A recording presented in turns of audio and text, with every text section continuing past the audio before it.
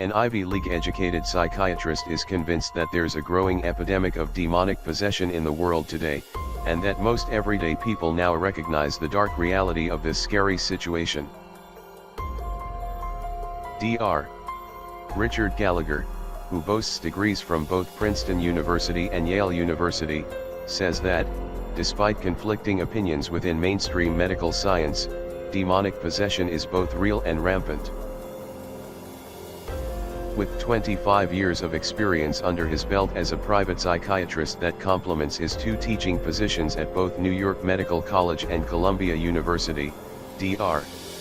Gallagher believes he holds a unique vantage point in discerning between human and non-human, or satanic, behavior.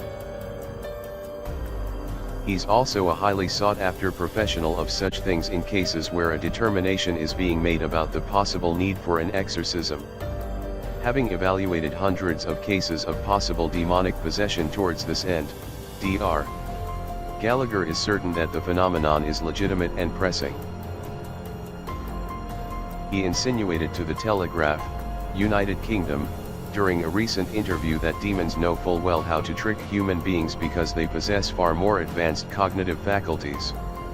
They routinely use these mental smarts to control the humans they possess, causing many of them to commit atrocities and other evils against other people and life forms. They're very, very smart, Dr. Gallagher is quoted as saying about the beings that occupy the demonic realm. The intelligence level of a fallen angel, which is what I call them, is far superior to human beings. Roman Catholic Church seeing huge uptick in cases of demonic possession. Dr. Gallagher's sentiments align with other recent reports about rising demand for exorcisms in the Roman Catholic Church. The Vatican actually held a training course earlier this year to teach exorcist priests how to handle this influx of demon-possessed humans. Pope Francis has also commented on the phenomenon, explaining to his followers that Satan is, indeed, a real being who's roaming the earth to devour souls like a lion. He wrote back in April that people shouldn't assume that the devil is just some myth, representation, symbol, figure of speech, or idea. Doing this causes people to let down their guard, he claims, making all of us more vulnerable.